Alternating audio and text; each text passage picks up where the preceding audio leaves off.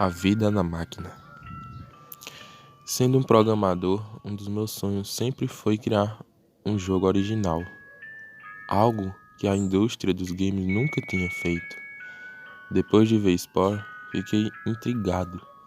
Era uma tentativa de fazer as pessoas tomar conta de um universo. Depois de pesquisar o que faziam jogos populares, percebi que o aspecto principal era o controle. No dia a dia, as pessoas não têm controle do meio que estão. São ditas o que fazer, onde ir e como viver. Seus trabalhos consistem em ficar de pé ou sentado em um lugar até às 6 horas. E só assim são permitidas a voltar para casa. Não é um mistério sua infelicidade. Para muitas pessoas, os jogos são uma fuga para um mundo em que tem um controle. Ou vivem uma vida falsa e extraordinária, cheia de aventuras. O aspecto de controle geralmente é encontrado em jogos de estratégia ou de aventuras no estilo RPG. Eu olhava para jogos como The Sims e notei que o que fazia tão popular não é só a ilusão de controle, mas o nível de controle. Você tem posse das vidas das pessoas. Antes do The Sims, existia o SimEarth, um jogo onde não se controlava pessoas individuais, mas a terra inteira. Por conclusão, decidi que tinha que criar um jogo similar a Spore, no qual o jogador sutilmente guiava a evolução. O que fazia que o Spore fosse um fracasso era a falta de controle real que as pessoas tinham. Dificilmente se assemelhava à evolução de verdade. Para fazer isso, comecei a criar um sistema de física. Conheço pouco de física, mas decidi estudar e tentar criar uma versão simplificada onde certas partículas conseguiriam interagir de maneira específicas. Quando se trata disso, a física é só contas matemáticas complexas. Simulei energia, matéria, criei um sistema simples com um Sol que emitia energia rodeando por um planeta que usufruía dessa tal energia. Decidi criar células básicas do zero que eram codificadas para se desenvolver no sistema em que foram designadas. Elas viviam pela energia emitida pelo Sol e tinham um código genético que codificava as substâncias produzidas pelas células. Acho que você pode chamá-las de minhas eucariontes. Em alguns minutos, meu planeta se enchia dessas células, depois as quais sofriam mutação e as células mais eficientes em converter a energia do Sol em substâncias úteis para se dividir. Sobreviveriam. Era meio tedioso, mas acho que funcionava. Depois decidi expandir o sistema de física e forçava as células a criar resíduos que eram tóxicos e as matariam. Notei que algumas células responderam a isso criando menos. Outras responderam criando algo para erradicar esse resíduo. Entretanto, outras desenvolveram reações químicas para limpar esse resíduo. Notei algo fascinante. Rodando o simulador por alguns séculos, alguns minutos na vida real, algumas células faziam quantidades enormes desses resíduos de propósito. Notei que isso fazia com que outras células morressem. Os primeiros predadores surgiram. Com os primeiros predadores, a diversidade nesse pequeno mundo cresceu rapidamente. A resposta de algumas células foi de fugir quando se encontravam com a toxina, a desenvolver resistência. Algumas dessas usavam toxina e utilizavam para crescer mais. Algo interessante acontecia. As células que fugiam se agrupavam-se com as que utilizavam as toxinas. Ficavam juntas e ajudavam umas às outras. Eventualmente, elas se uniam uma na outra, formavam uma estranha simbiose, onde a célula que geralmente fugia da toxina agora ia a lugares onde estavam esses resíduos. E então a outra célula consumia a toxina e providenciava energia para a outra. Sem entrar muito em detalhe, comecei a ficar muito animado e decidi deixar o simulador funcionando durante a manhã. Fui dormir às 5 da manhã e fui para a cama. Quando acordei, lá pelas 12 da manhã, notei que o mundo onde tinha criado estava totalmente mudado, quase irreconhecível. Enormes estruturas tipo planeta estavam crescendo nesse planeta, sendo consumida por outro organismo que comia essa planta. Olhando para as informações do sistema, vi que o planeta não tinha mudado muito nas últimas 2 horas, o que significava que tinha chegado mais uma vez a uma fase de estagnação, onde a simplicidade do meu simulador impedia que as vidas mais complexas evoluíssem. Expandi o sistema dividindo a energia em diferentes tipos, em diferentes comprimentos de onda, no qual eram absorvidos em diferentes níveis por diferentes moléculas. Implantei vibrações no ar, criei um simulador improvisado de peso e mais umas pequenas alterações. Isso fazia com que o simulador ficasse mais lento, claro, mas vale o sacrifício. Fiquei o dia inteiro observando animadamente o simulador e jogando com ele, sendo que era totalmente viciante. Organismos complexos desenvolveram-se, o que ajudou. Plantas que dependiam uma da outra ou predadores horríveis que eram atraídos para comê-las. Me divertia bastante e notei que algumas criaturas desenvolveram um som aviso, ou seja, quando eles notaram algum predador se aproximando, faziam um som e o outro da espécie fugia para dentro de buracos que cavaram na terra. Outros desenvolveram um som de acasalamento. Comecei a me divertir um pouco mais. Fiz uma ferramenta que me permitia colocar organismos específicos na Terra e colocar meu nome neles. Criei 10 meteoritos e os coloquei em um lugar do planeta para fazer ilhas, pois queria ver se os animais se desenvolveriam diferentes em lados contrários da ilha. Fiz uma ilha em formato de um smiley com erupções vulcânicas. Quando eu percebi, os pássaros já estavam cantando lá fora. Tinha ficado até às 5 da manhã acordado de novo. Me senti cansado, então dormi. Até a 1 da tarde, mais ou menos, quando olhei o simulador de novo, fiquei um tanto chocado. Grupos diferentes de uma mesma espécie tinham construído estátuas de pedra. Alguns em forma de um smiley, outros no formato do meu nome. Não sei o porquê de terem feito isso, nem como. O que eu percebi é que eles se atacavam de tempos em tempos. Mas concluí que os organismos devem ter, de alguma forma, notado de que o Smiley é o nome que eu escrevia, eram especiais. As lutas me incomodavam. Então decidi criar uma enorme montanha entre os vales para separar os dois grupos. Nesse ponto, mudanças aconteciam drasticamente, comparado com antes. Enquanto tive que dormir por horas para ver as tribos se desenvolvendo, só do tempo de ir pegar um copo de água ou ir no banheiro, já notava que as roupas dos tribais e suas moradias haviam mudado.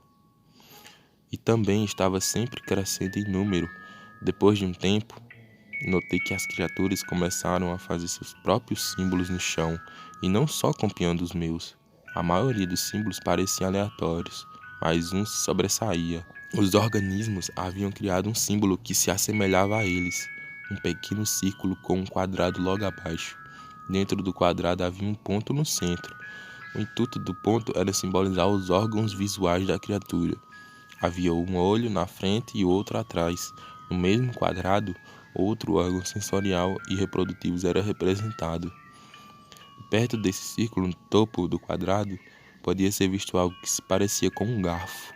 2 desses garfos estavam desenhados em direções opostas, e perto desses havia um desenho do Smiley.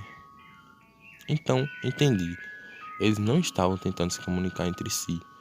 Eles estavam tentando se comunicar com algo por aí. Minha intromissão no mundo deles fez com que, de alguma forma, eles percebessem que algo poderoso estava por trás de tudo, capaz de mudar seu mundo. Fiquei pensando comigo, mesmo se os símbolos com as pirâmides ou a Stonehenge no meu mundo não seria algo que se assemelhava ao que estava acontecendo no jogo, implorando para que seu criador iniciasse contato com eles. Entretanto, uma coisa era inegável. Essas criaturas sabiam que existia algo a mais. Fiquei filosofando por um longo tempo. Eu tinha a responsabilidade de fazer contato com algo que nem sequer era real? Ou será que essas criaturas eram reais de alguma forma diferente? Uma coisa pode ser real só pelo fato de ter um conceito de si mesmo? E se eles fossem reais, significa que ficaria melhor se eu fizesse contato? Eu deveria modificar o simulador para que eles ficassem felizes permanentemente? E isso sequer seria possível de se fazer? Não queria que minha existência fosse confirmada a eles, mas queria me comunicar. Decidi programar um profeta, um organismo que parecesse com eles, mas não pode ser provado por eles que seja diferente, e seria totalmente controlado por mim. Eu fiz com que ele nascesse em um lar poderoso, como filho do líder. Decidi liderar, por exemplo, e seguir ensinando minha língua para aquelas criaturas, para que assim eu pudesse me comunicar com elas. Como um profeta, os ensinei que minha língua era o jeito de se comunicar com o superior. Não havia jeito dele saber se isso era verdade ou não.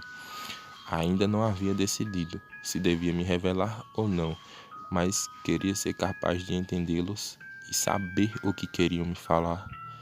Talvez isso seria possível dentro de algumas gerações. Logo, todos falavam minha língua. E rapidamente, símbolos formando palavras começaram a aparecer no chão. Nos guie, mostre a sua superioridade, nos ajude. E durante tempos de doença, fome ou miséria geral, nos dê comida, faça um milagre, termine com o nosso sofrimento. Decidi que não podia manter um mundo com tanto sofrimento, deixando que o simulador agisse sem intervenções. Não era aceitável deixar um mundo com mortes, estupros e assassinatos se eu podia mudar isso.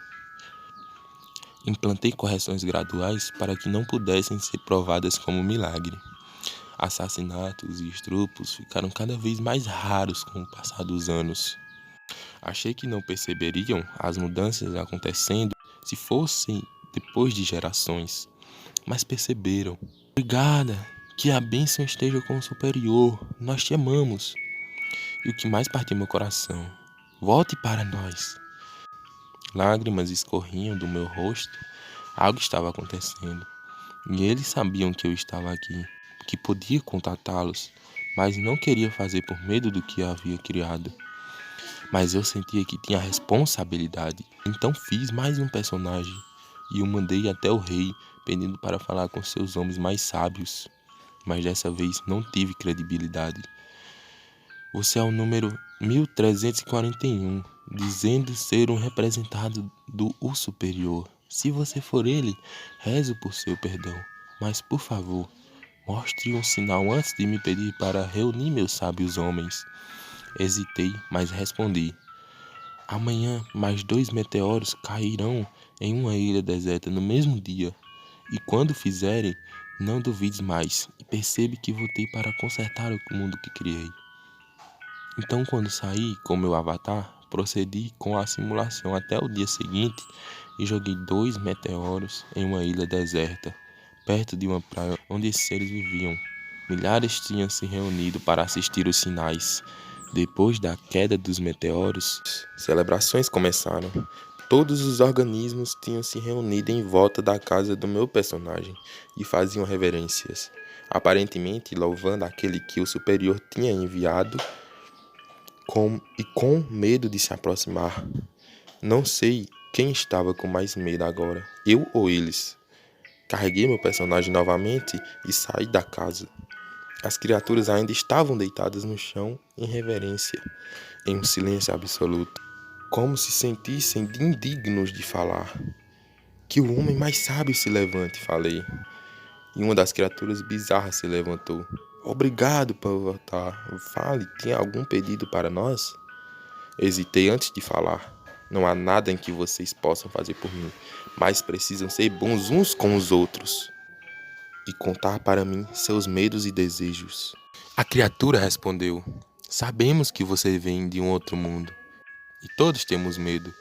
Entendemos quão vulneráveis somos e quão incompetente é nossa experiência. Por favor, nos permita ir para o seu mundo de onde criou o nosso. Comecei a chorar diante do meu computador enquanto respondia: Não sei como. A criatura respondeu: Em risco de te ofender, por favor, entenda a severidade de nossa situação. Vivendo em um mundo em que é incompleto, estamos sempre em risco de desaparecer para sempre. Nunca seremos vistos de novo. Nem teríamos consciência de perceber que nosso mundo chegou ao fim. Percebi que eles não tinham consciência de que eu só tinha absoluto poder no mundo deles e nenhum fora disso.